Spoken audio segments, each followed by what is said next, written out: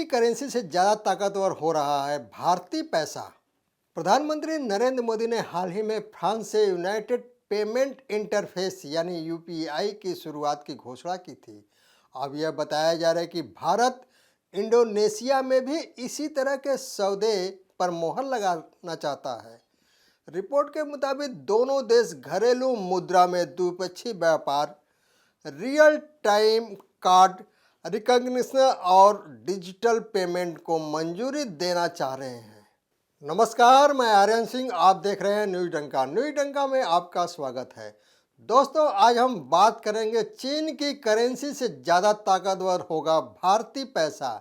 जी हाँ, इसके लिए प्रधानमंत्री नरेंद्र मोदी ने यूपीआई की घोषणा की साथ शुरू कर दी है। आइए जानते हैं यूपीआई क्या है और इसका महत्व कितना है और इसके प्रयोग से भारत का रुपया अमेरिका और चीन के करेंसी से ज़्यादा ताकतवर कैसे होगा।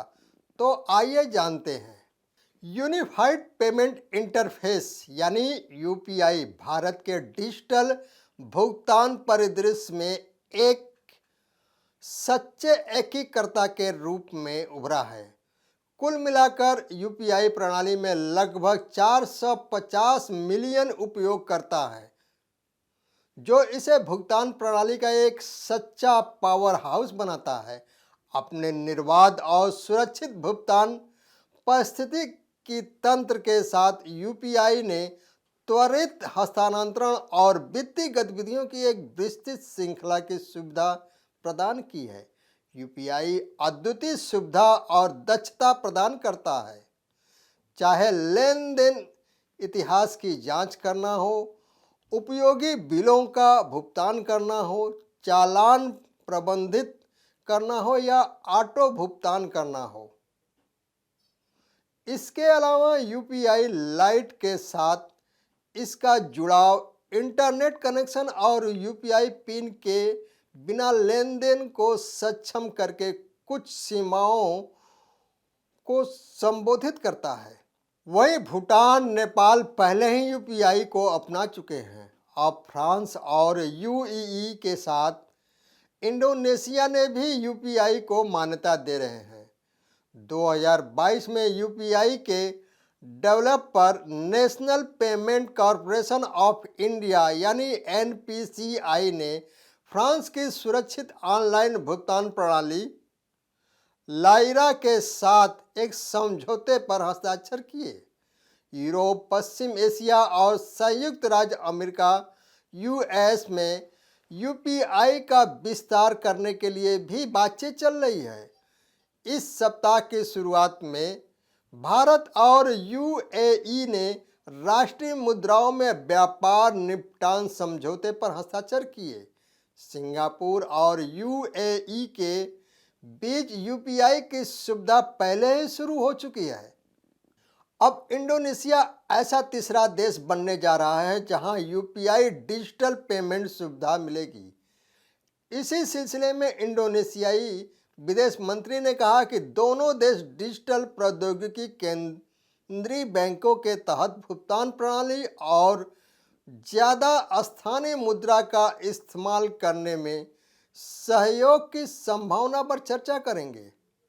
एक रिपोर्ट के मुताबिक एक भारतीय अधिकारी ने कहा, मुद्रा व्यवस्था यूएई की तरफ होगी।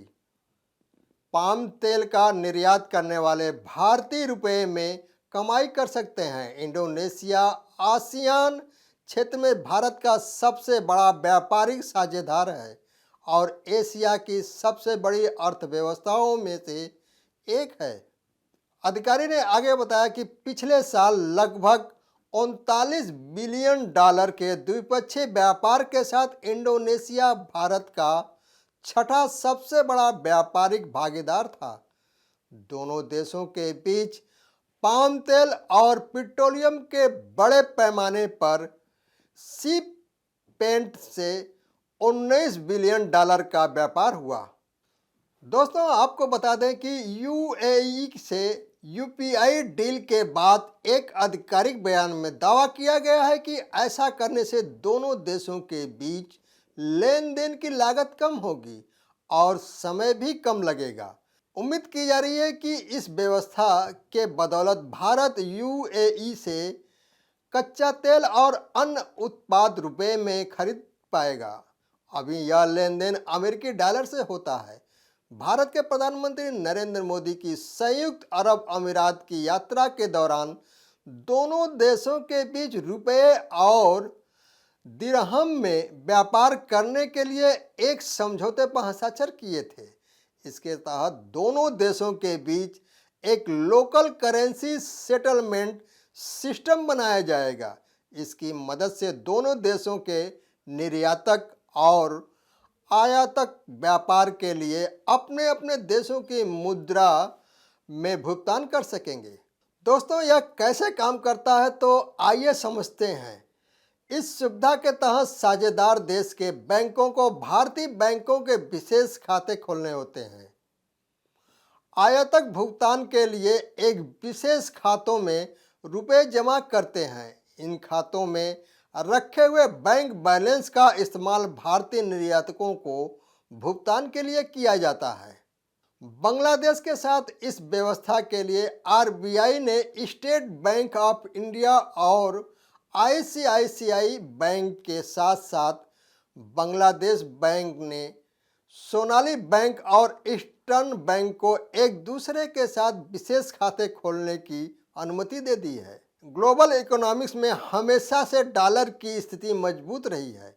70 के दशक में दुनिया भर के केंद्रीय बैंकों के विदेशी मुद्रा भंडार में 80% डॉलर था। हालांकि वर्तमान में यह घट चुका है, लेकिन आज भी दुनिया भर के केंद्रीय बैंकों में से ये 60% से ज़्यादा है, जिसके कारण डॉलर की मजबूती की वजह से बाकी करेंसी कमज़ोर हो जाती है। वहीं डॉलर के मजबूत होने से जिन देशों को अपने कर्ज डॉलर में चुकाने हैं, उनके लिए यह भुगतान महंगा हो जाता है और परिणाम स्वरूप इन देशों पर वित्तीय दबाव बढ़ता है और इनकी खर्च करने की क्षमता घटती है। रूस और चीन अमेरिका डॉलर के वर्चस्व का मुकाबला करने की कोशिश कर रहे हैं। यूक्रेन से युद्ध के बाद रूस लगातार पश्चिमी देशों के प्रतिबंधों का निशाना बन रहा है। इसका जवाब देने के लिए रूस ने अपनी अर्थव्यवस्था को डॉलर से डी डॉलर करने का संकल्प लिया है। फर्स्ट पोस्ट में छपी खबर के मुताबिक डी डॉलराइजेशन के समर्थन का कहना है कि इस प्रक्रिया में अमेरिकी डॉलर और अमेरिकी अर्थव्यवस्था पर अन्य देशों की निर्भरता कम हो जाएगी। अब जिस तरह से भारत की करेंसी को दुनिया के कुछ देशों ने अपनाया है, उसे देखकर क्या यह कहना सही है कि अमेरिकी डॉलर के प्रभुत्व के खिलाफ भारत का रुपया रूस के रूबेल और चीन की करेंसी युआन को पीछे छोड़ रहा है? चीन रूस ने अमेरिकी डॉलर को पीछे छोड़ने के लिए अब तक क्या कोशिश की है? पहले यह जानते हैं कि संयुक्त राज्य अमेरिका और चीन के बीच सालों से व्यापार संघर्ष चल रहा है।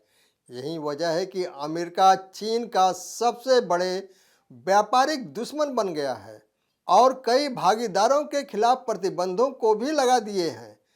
इन सबको देखते हुए चीन ने भी अर्थव्यवस्था में डॉलर निर्भरता पर कम करने की दिशा में कदम उठाने के लिए मजबूर हुआ है। चीन की सरकार ने अभी तक इस मुद्दे पर कोई जोरदार घोषणा नहीं की है। इसके अलावा चीन अपनी मुद्रा युआन का अंतर्राष्ट्रीयकरण करने की कोशिश कर रहा है, जिसे अमेरिका डॉलर, जापान येन, यूरो और ब्रिटिश पाउंड के साथ आईएमएफ बास्केट में शामिल किया गया था। बीजिंग ने हाल ही में युआन को मजबूत करने की दिशा में कई कदम उठाए। इसमें अंतर्राष्ट्रीय भागीदारी के साथ युआन को व्यापार में उपयोग करना शामिल है। अपनी महत्वाकांक्षा बेल्ट एंड रोड पहल से चीन युआन के इस्तेमाल को बढ़ावा देने की कोशिश कर रहा है। इसके अलावा चीन सक्रिय रूप से क्षेत्रीय व्यापक आर्थिक साझेदारी RCEP नामक एक मुक्त व्यापार समझौते के लिए जोर दे रहा है, जिसमें दक्षिणी पूर्वी एशिया के देश शामिल होंगे। आर्थिक मामलों के जानकार आलोक पुराणिक के अनुसार किसी भी देश की करेंसी की अंतर्राष्ट्रीय बाजार में स्वीकृति उस देश की बाजार में हैसियत पर निर्भर करती है। अमेरिका का डॉलर पूरी दुनिया के देशों में स्वीकार्य है क्योंकि सभी देशों को अमेरिका के सामान की ज़रूरत है। रूस और चीन दो बहुत बड़े देश हैं। लगभग सभी देशों को उनके सामान की ज़रूरत है, इसीलिए दोनों ही देशों की करेंसी की स्थिति मजबूत है। इसीलिए वो डी डॉलर पर जोर देते रहते हैं। दोस्तों, अपना और अपनों का ख्याल रखें, स्वस्थ रहें, मस्त रहें। वीडियो को लाइक, शेयर, कमेंट और सब्सक्राइब अवश्य करें। धन्यवाद।